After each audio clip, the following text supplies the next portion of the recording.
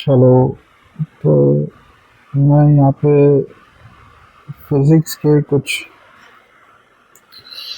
जो कॉन्सेप्ट्स के ट्यूटोरियल डाल रहा हूँ। तो मैं रैंडमली पुट कर रहा हूँ कॉन्सेप्ट्स। तो इसमें आप एक और कॉन्सेप्ट जो है डिस्कस करना चाहूँगा मैं।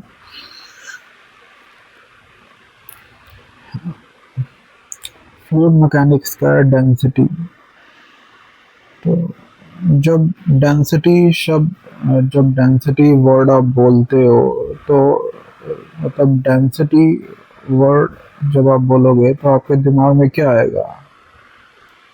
अगर कोई जगह अगर डेंस आप बोलोगे, मतलब कोई भी चीज़ अगर डेंस है तो उसको बोलते हैं ना कि भरी भरी है। एक बोलते हैं होलो है।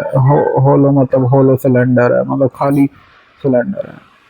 तो डेंसली, या कोई बोलते हैं ना डेंसली पैक्ड एरिया, या फिर मतलब बहुत क्राउडेड एरिया। तो डेंस का मतलब होता है बहुत ज़्यादा पार्टिकल, बहुत ज़्यादा एटम्स या बहुत ज़्यादा पार्टिकल। तो डेंसिटी का फॉर्मूला जो होता है वो मास per unit, mass upon volume होता है।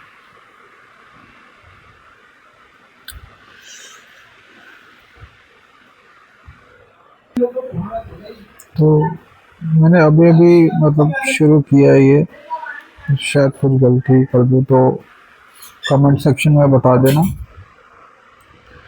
तो डेंसिटी का फॉर्मूला होता है मास अपॉन वॉल्यूम की पर यूनिट वॉल्यूम। अब पर यूनिट वॉल्यूम वो सेंटीमीटर में भी हो सकती है, मीटर क्यूब में भी हो सकती है, कि कितना मास है। अब डेंसिटी की बात करें, मान लो एक स्टील का एक एक स्टील का कोई भी एक ऑब्जेक्ट है। एक मान लो रेंच है, रेंच बोल लो, या कोई कोई भी एक ऑब्जेक्ट है स्टील का, एक बड़ा सा ऑब्जेक्ट है, रेंच है। दूसरा एक स्टील का आप एक कोई छोटा सा ऑब्जेक्ट ले लो, एक नट बोल्ट ले लो। हालांकि उन दोनों ऑब्जेक्ट्स का, दोनों के दोनों स्टील से ही बने हैं। एक रेंच है और एक नट बोल्ट है। दोनों के दोनों ऑब्जेक्ट जो है स्टील से बने हैं। लेकिन क्या दोनों की डेंसिटी सेम होगी?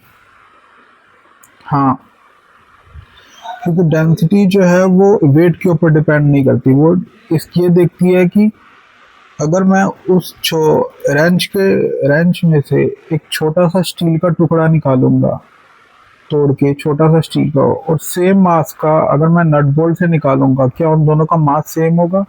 क्योंकि दोनों के दोनों की डेंसिटी जो है, या तो नंबर ऑफ एटम्स उस छोटे से एरिया में सेम ही है। सेम उस नट बोल्ट के साथ भी है और सेम उस रेंच के टुकड़े के साथ भी है। तो जो पर यूनिट वॉल्यूम जो मास जो है ना, वो सेम है।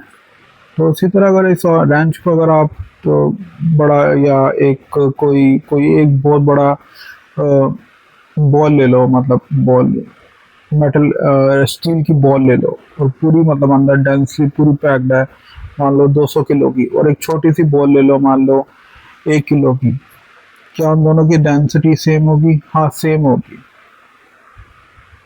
क्योंकि डेंसिटी जो है वो वेट के उसके ऊपर डिपेंड नहीं करती, कि वजन के ऊपर डिपेंड नहीं करती। कि ये देखिए, अगर अगर आपने उस छोटा सा टुकड़ा उस 200 किलो में से निकाला, या 1 किलो में से निकाला, तो दोनों के दोनों में डेंसिटी जो है, नंबर ऑफ एटम्स जो है सेम होंगे। तो डेंसिटी का मतलब है पर यूनिट वॉल्यूम जो है मास कितना है, पर यूनिट वॉल्यूम मास कितना है। हो सकता है इसमें थोड़ा मैं डिटेल में नहीं समझा पाया, पर हाँ ऐसे ही है। मान लो एक एग्जांपल से समझते हैं इसको। एक क्वेश्चन लेते हैं। तो उसी तरह डेंसिटी जो है, एयर की डेंसिटी जो है वो 1 मीटर क्यूब की अगर बॉक्स है, हवा तो जैसे एक 1 मीटर क्यूब का एक बस आपने एक बॉक्स बना दिया, उसको चारों तरफ से बंद कर दिया, हवा तो ऑटोमेटिकली उसके अंदर आ जाएगी। उसको जब आप वेट करोगे ना, तो उसका वेट जो निकल के आएगा 1.2 kg। अगर आप उस बॉक्स का वेट एक्सट्रैक्ट कर दोगे, यानी कि 1 मीटर क्यूब का अगर आप बंद बॉक्स लोगे जो चारों तरफ से बंद है, उसके अंदर भी जो है अगर आप बॉक्स का वेट एक्सट्रैक्ट कर दोगे तो उसके बाद भी जो वेट जो आएगा ना 1.2 केजी, तो जो 1.2 केजी जो एक्स्ट्रा वेट जो होगा वो एयर का होगा, क्योंकि डेंसिटी होता है mass upon volume per unit volume. दूसरा एथनॉल है, उसका वेट। तो जैसे जैसे ये एयर तो आपका गैस होगी, फिर लिक्विड आ जाएंगे, वाटर आ गया। वाटर का जैसे होती है डेंसिटी 1000 kg/m³, यानी कि 1 मीटर क्यूब की अगर 1 मीटर क्यूब का अगर बॉक्स है जिसकी लेंथ ब्रेथ और हाइट 1-1 मीटर की है, और वो बॉक्स बंद है चारों तरफ से, उसके अंदर पानी कंप्लीटली फिल कर दिया, तो उस पानी का जो वजन जो आएगा वो कितना होगा, 1000 किलो। तो पर मीटर क्यूब जो है कितना वेट आ रहा है। तो डेंसिटी मैं ज़्यादा एक्सप्लेन नहीं कर रहा हूँ। उसके बाद मेटल, तो जो गैशियस जो होते हैं उनकी डेंसिटी कम होती है, क्योंकि गैस जो होते हैं उसमें पार्टिकल्स जो होते हैं थोड़े अगर आपने जो 6-7 क्लास में जो पढ़ा होगा कि जो गैशियस पार्टिकल जो होते हैं उनमें जो एटम्स के बीच में जो स्पेस जो होता है वो बहुत ज़्यादा होता है। पानी जो होता है उसमें एटम्स के बीच में स्पेस जो है थोड़ा कम होता है गैशियस से, लेकिन पानी जो है इनकम्प्रेसिबल होता है। ये स्पेस होता नहीं है, लेकिन पानी जो है इनकम्प्रेसिबल होता है, कंप्रेस नहीं किया जा सकता पानी को। दूसरा ये सॉलिड ऑब्जेक्ट के बीच में, सॉलिड ऑब्जेक्ट जो है टाइटली पैक्ड होते हैं, ये ऑब्जेक्ट सॉलिड ऑब्जेक्ट जो होते हैं ना टाइट, तो उनकी डेंसिटी सबसे ज़्यादा होती है। जैसे आपका ये हो गया सिल्वर हो गया, स्टील हो गया, कॉपर हो गया, ब्रास हो गया। तो एक क्वेश्चन से समझते हैं इसको।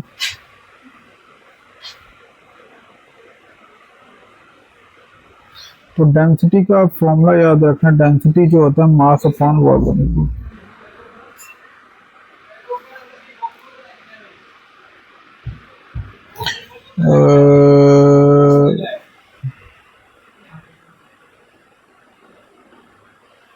इसमें लिखा हुआ है कि find the mass and weight of the air. सिर्फ मास ही निकाल लेते हैं, वेट जो है रहने देते हैं। Find the mass of the air at 20 degree Celsius in a living room with a height of 3-4 with a floor of 3-4 and a ceiling is 3। सबसे पहले डेंसिटी का फॉर्मूला क्या होता है, मास अपॉन वॉल्यूम। तो फ्लोर की जो length और ब्रेथ है वो 3x3 है, और जो हाइट है वो 2 है। तो कितना होगा, 3x3 9, 9x2 18। तो वॉल्यूम जो आ गई 18 मीटर क्यूब। और हमें ये पता है कि एयर की जो डेंसिटी जो होती है वो 1.2 kg/m³ होती है, यानी कि 1 मीटर क्यूब में कितनी होती है, 1.2 होती है। तो हमें निकालना है मास। मास क्या, मास का क्या क्रॉस मल्टीप्लाई करेंगे तो मास इज इक्वल टू क्या होगा, बाकी आप फॉर्मूला लगा के अगर आप निकालोगे तो निकल जाएगा। इसमें थोड़ा डाउट हो तो बता देना।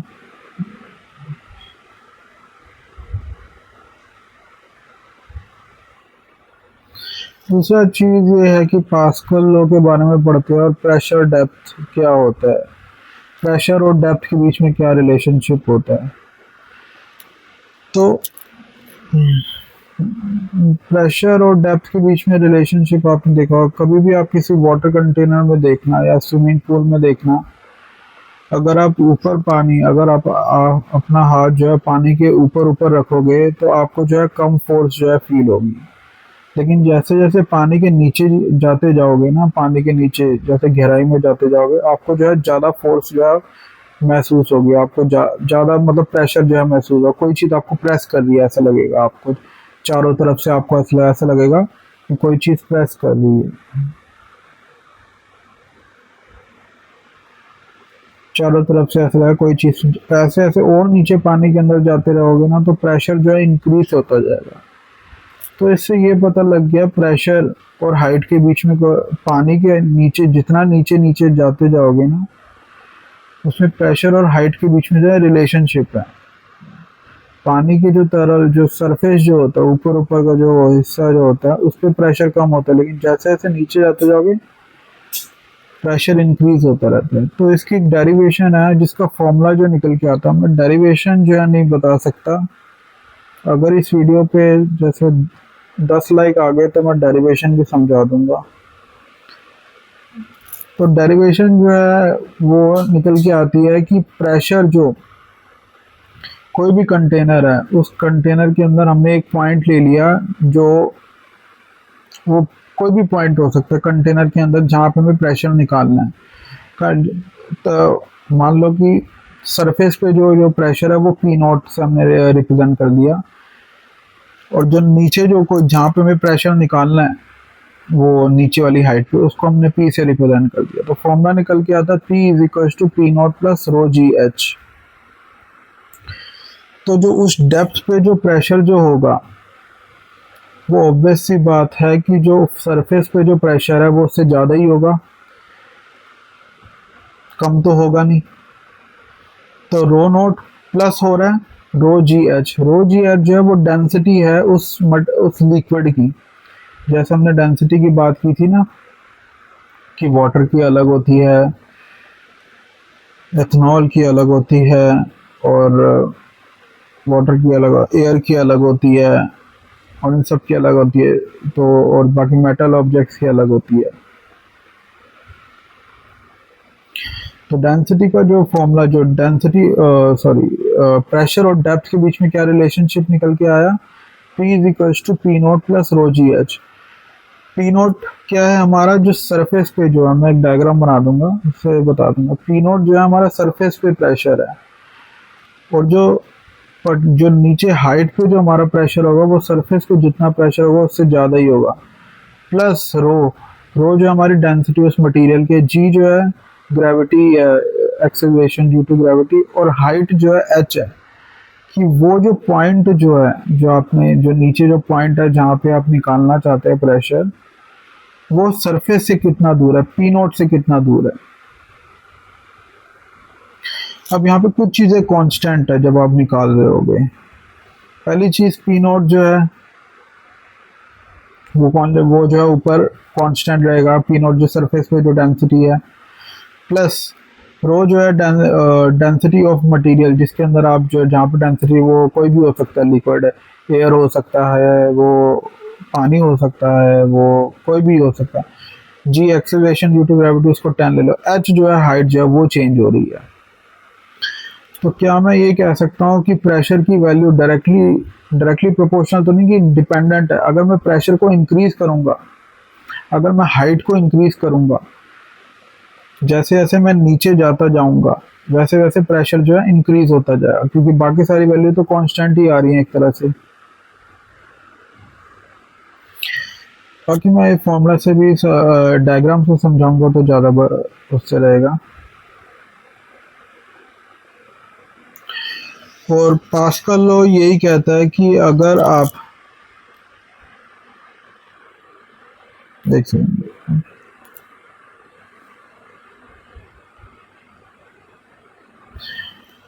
क्योंकि वाटर जो है वो एक, अगर ये तो हमने बात कर ली कि हाँ, कि अगर आप किसी भी मतलब उसके ऊपर, अगर आप कोई भी एक एनक्लोज फ्लूइड है, इसके अंदर फ्लूइड कुछ भी हो सकता है। हम एयर, एक गैशियस और लिक्विड दोनों को जो है हम फ्लूइड ही कंसिडर करते हैं। सॉलिड ऑब्जेक्ट्स को छोड़ के जो गैशियस होते हैं और लिक्विड होते हैं वो दोनों को फ्लूइड कंसिडर करते हैं। तो अगर आप उसके ऊपर प्रेशर अप्लाई करोगे ना, तो वो प्रेशर जो है अनडिमिनिश, मतलब कहीं पे भी अनडिमिनिश तरीके से, मतलब गायब नहीं होगा, मतलब इक्वली डिस्ट्रीब्यूट होगा पूरे हर एक पोर्शन पे, और जो वॉल्स के ऊपर भी, जहाँ पर वो मटेरियल, जहाँ पर वो आपके पार्टिकल्स हैं। क्योंकि पानी के जो, जब आप सपोज आपके पास एक कंटेनर है, कंटेनर में पानी है, और एक पिस्टन से अगर आप उस पिस्टन से उस कंटेनर ऊपर का, मतलब उस कंटेनर का ऊपर का हिस्सा अगर वो ओपन है, आप पिस्टन से अब आप पुश करोगे, पानी जो है इनकम्प्रेसिबल है, तो वो फोर्स जो है नीचे, वो सारे के सारे जो प्रेशर जब आप अप्लाई करोगे, फोर्स अप्लाई करोगे, वो जो है इक्वली डिस्ट्रीब्यूट होगी, उस यूनिफॉर्मली डिस्ट्रीब्यूट होगी हर एक हिस्से में, यूनिफॉर्मली डिस्ट्रीब्यूट होगी हर एक हिस्से में पानी के, और वो वॉल्स ऑफ कंटेनर पे भी जाएगी। तो सपोज आप अप्लाई करते जा रहे हो, फोर्स अप्लाई करते जा रहे हो, अप्लाई करते जा रहे हो, आपने फोर्स इतनी अप्लाई कर दी, एक टाइम के बाद जो कंटेनर जो है फट जाएगा। हाँ, तो यही था। पास्कल लॉ यही कहता है कि अगर आप किसी भी एनक्लोज फ्लूइड, अगर एनक्लोज है, उसके ऊपर प्रेशर अप्लाई करते हो तो प्रेशर इक्वली डिस्ट्रीब्यूट हो जाता है। अगर कुछ डाउट हो तो पूछ लेना। और प्रेशर और उसके बीच में रिलेशनशिप आपको पता लग गई है कि P equals to P naught plus rho g H.